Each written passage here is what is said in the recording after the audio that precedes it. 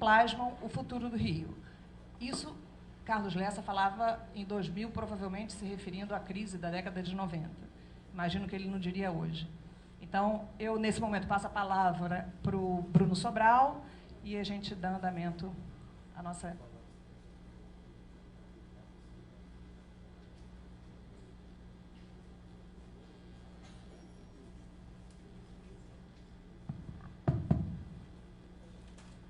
Bem, primeiro eu queria agradecer ao Conselho Regional de Economia, né, essa parceria que a gente está consolidando a partir desse evento. Gostaria de lembrar, né, que como coordenador da Rede ProRio, junto com outras pessoas que estão aqui presentes, a professora Glória Moraes, Trício, o Eduardo Moraes, que também está ali ao fundo, né, gostaria de lembrar que lá atrás, ano passado, né, quando a gente começou as tratativas para organizar esse tipo de ação, né, o Conselho, desde o primeiro momento, ali se mostrou muito solícito, muito interessado em se debruçar mais e apoiar um debate sobre Rio de Janeiro de uma forma mais estruturada, né? Claro que outras iniciativas o Conselho já vinha fazendo ali, né, ou seja, apoiando edições especiais, por exemplo, no Jornal do Conselho, mas até onde eu faço a leitura, esse tipo de iniciativa, né, de montar um ciclo de debate com essa amplitude, chamando pessoas de notório saber, né, em diversas áreas, eu acho que é um esforço, em certa medida, inédito. E eu fico muito satisfeito que eles aceitaram esse convite aí da Rede ProRio para a gente começar esse tipo de iniciativa, né? Eu espero que, evidentemente, se desdobre em outras ações, porque a ideia da rede nasce bem desse esforço mesmo de articular pessoas, articular experiências, e sempre com essa dimensão de não ser uma coisa só acadêmica, no meio acadêmico, né? Então, desde o primeiro momento, contactar um conselho, por exemplo, da referência, do prestígio que tem o Corecon, já fizemos ali esse primeiro contato, e em outras áreas também, como na gestão pública, como nos poderes, né? Tanto que nos abrilhanta hoje a presença da Geis aqui, né, representando o Fórum de Desenvolvimento da LERJ, e pessoas da gestão pública em geral, né, de associações, de gestores, pessoas de entidades da sociedade civil organizada, como o Henrique Silveira, da Casa Fluminense, que está ali ao fundo. Então, a gente sempre está buscando esse, podemos dizer, tripé de ações nessas diversas frentes, sociedade, academia, gestão pública, buscando que, dessa forma, a gente construa, de fato, uma pauta com uma visão estratégica que, evidentemente, uma ou outra pessoa, um ou outro grupo de pessoas não teria a capacidade de fazer, mas que é essencial nesse momento para o Estado do Rio de Janeiro, né? Então, muitas vezes, né, a gente tem ações excessivamente fragmentadas ou excessivamente personalistas, né, que uma ou outra pessoa, às vezes, assume apenas o protagonismo das ações, e a gente, de fato, está querendo, e fico muito satisfeito com uma ação como essa, acho que isso fica bem claro, fazer esse esforço de soma, de criar algo coletivo, né? Então, faço o convite também a vocês acompanharem as iniciativas da Rede ProRio, né? Esse ciclo de debate hoje se inicia, né? Então terá outras 3 sessões ainda aqui no Conselho nos próximos meses, né? Vai ter uma em setembro, vai ter outra em novembro e outra em dezembro, né? E creio eu que, enfim, a gente vai depois continuar mantendo esse contato, esse bom relacionamento, para pensar, inclusive, no momento do dia de hoje, que está comemorando o Dia do Economista, né? Deixar claro esse papel que o economista tem de não só ali cuidar do seu afazer pessoal, na sua área, no seu campo de trabalho, mas, de fato, ter um compromisso com a política pública, com o desenvolvimento social, e buscando, então, tematizar esse tipo de coisa, participar sempre desse esforço coletivo, como o Carlos Lessa nos influenciou, então também como o Celso Furtado nos influenciou, que sempre deixou claro ali que ele era um economista da ação, né? Um economista que buscava ter um papel transformador na sociedade, né? Então, é esses que nos inspiramos e buscamos, de alguma forma, aí, somar pessoas para esse esforço coletivo. Obrigado, gente.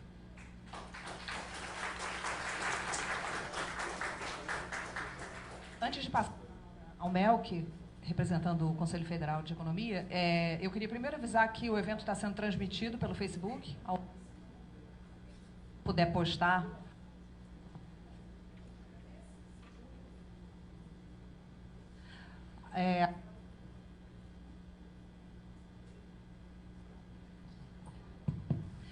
A Glória pediu que a gente divulgasse o livro sobre a obra da professora Maria da Conceição Tavares, organizado pelo Centro Celso Furtado. Está disponível já em meio virtual, com organização da professora Ildete Pereira, da Glória Moraes e do Fernando Nogueira da Costa. Então, já está disponível em meio virtual. Eu passo, portanto, a palavra para o Melk.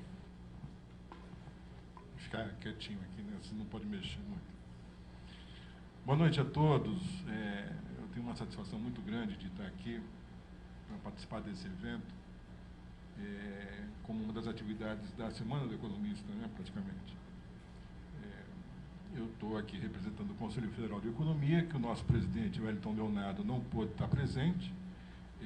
Nós são 26 conselhos de economia, regionais de economia, então há uma demanda muito grande. Ele está aí viajando, fazendo um périplo pelo Nordeste, pelo Centro-Oeste, para poder atender as demandas. Então, ao final, a gente vai depois colocar uma mensagem dele, não é isso?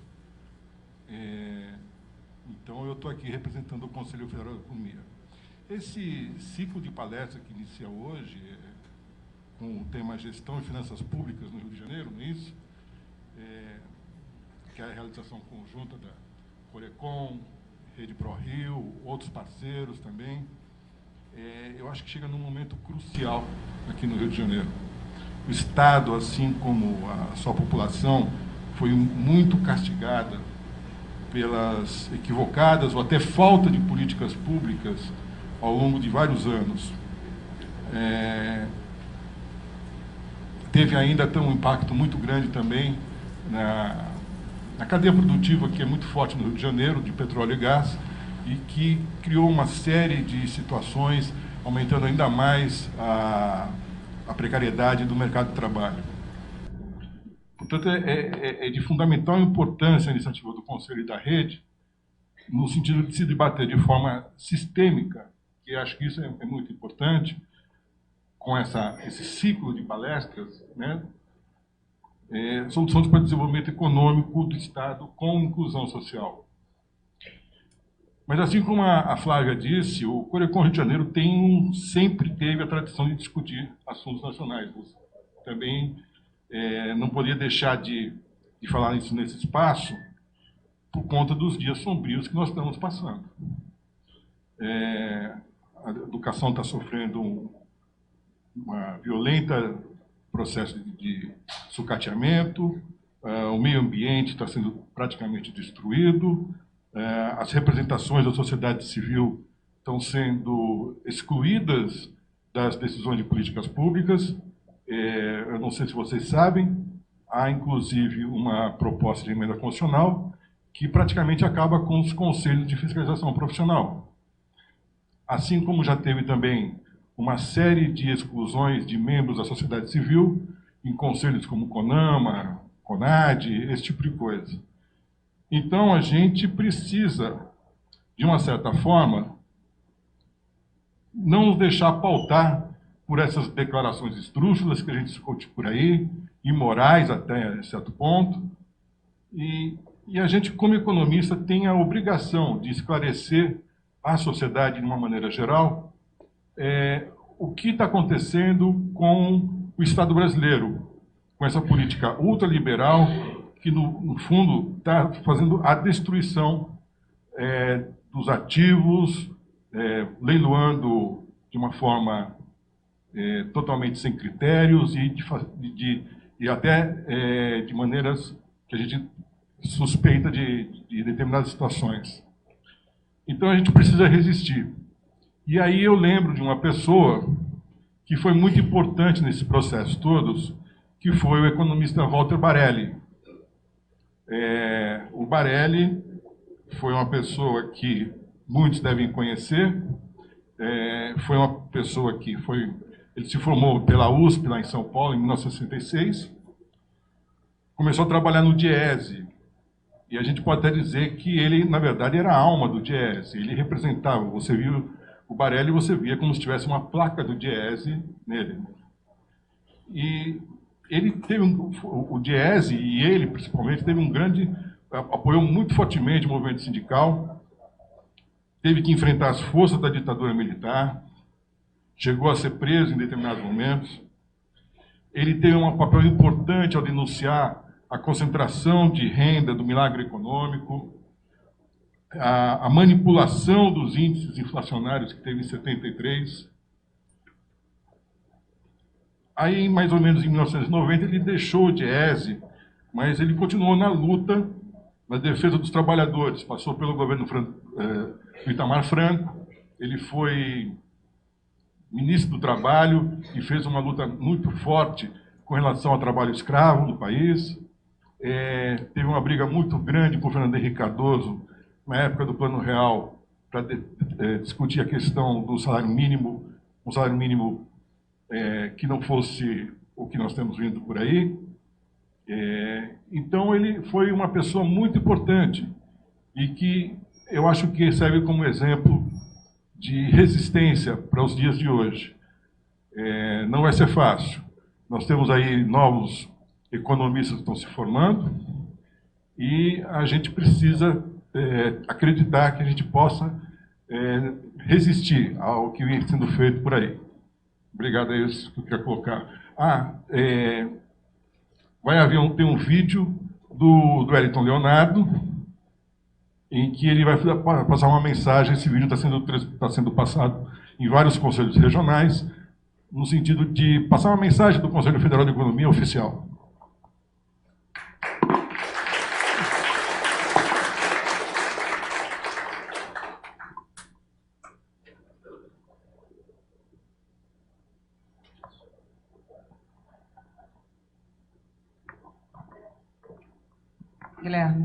Guilherme, o vídeo.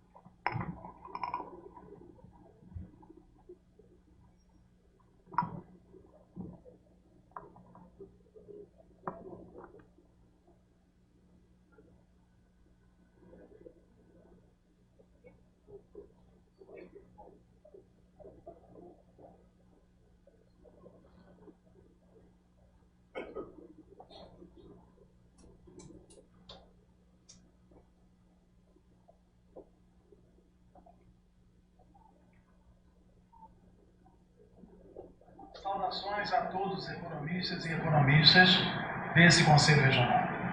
Em primeiro lugar, eu quero justificar a minha ausência, que tem como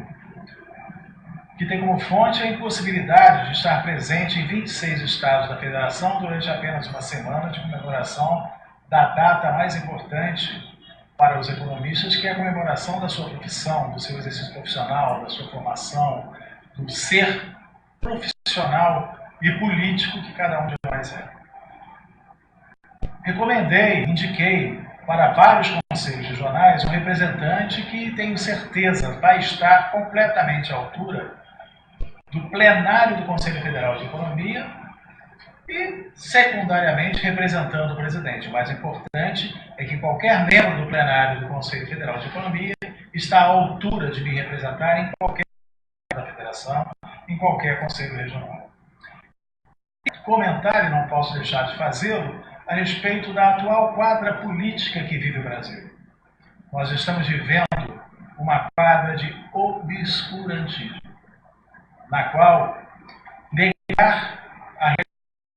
negar a ciência, negar o conhecimento, negar dados técnicos, negar a visão necessária aos economistas do que constitui a realidade da sociedade e do Brasil, da nossa situação econômica e política, tornou-se praxe.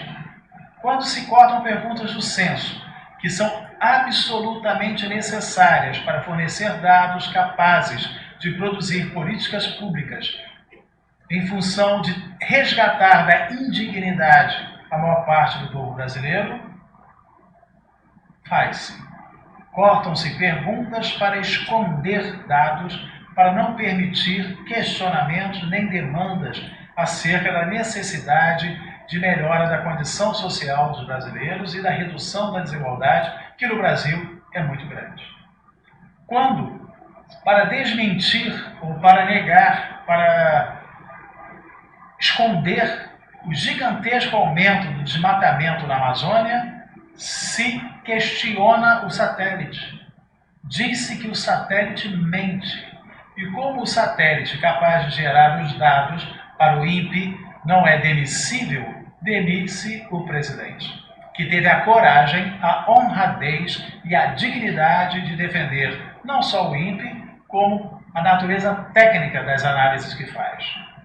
Quando se entrega, se pretende entregar Alcântara, isso está em discussão da determinada comissão chefiada pelo futuro fritador de hambúrguer dos Estados Unidos, que será nosso embaixador, provavelmente, ou pelo menos é isso que o papai quer, se entrega Alcântara.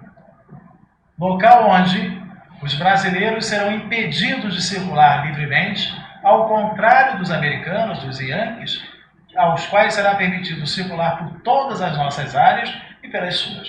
Só poderemos circular nas nossas áreas. Na Colômbia, por exemplo, há 9 bases americanas mais ou menos com o mesmo caráter. Em nenhuma delas, nenhum colombiano pode entrar. Dentro delas, de cada uma das 9, prevalecem as leis, as regras e a vontade dos imperialistas Yankees.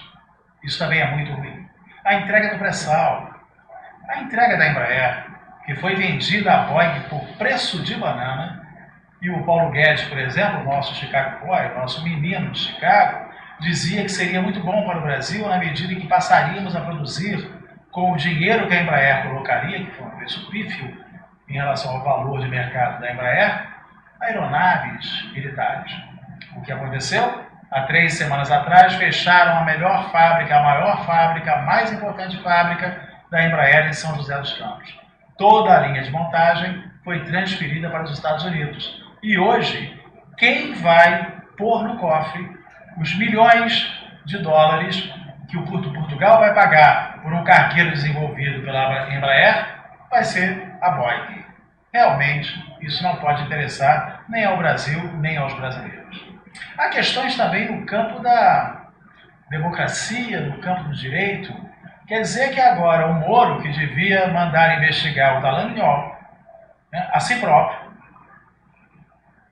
e quem sabe ao filho do presidente, supostamente envolvido com milícias, decide investigar Felipe Santa Cruz, a quem o presidente fez o desfavor, cometeu a humilhação, cometeu o despropósito de insinuar que sabe como seu pai morreu. Se sabe, confesse, talvez tenha sido cúmplice. A ver.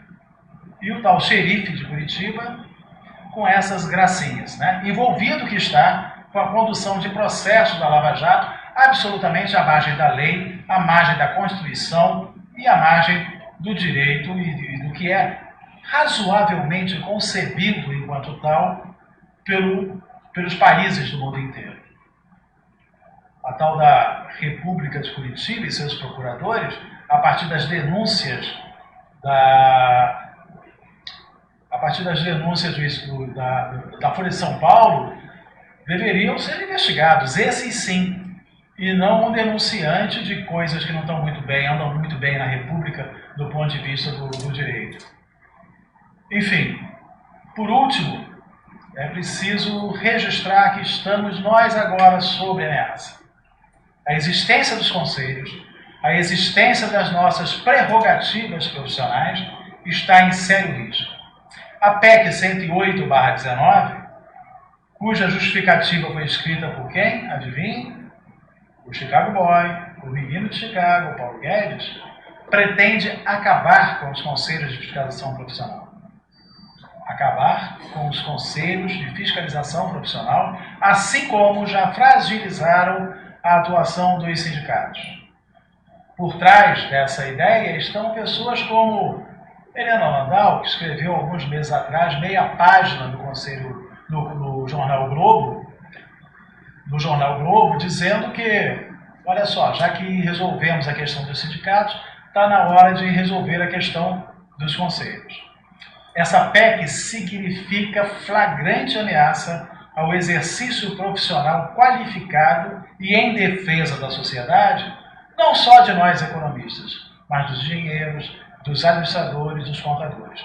Eu rogo a cada um de vocês, economistas e economistas, que se oponham, que lutem contra, que procurem o deputado da sua cidade, do seu estado e diga não, não, não. Nós queremos manter a existência dos conselhos de fiscalização profissional para defender a sociedade dos maus profissionais. Conto com vocês nessa batalha, nessas batalhas. Obrigado.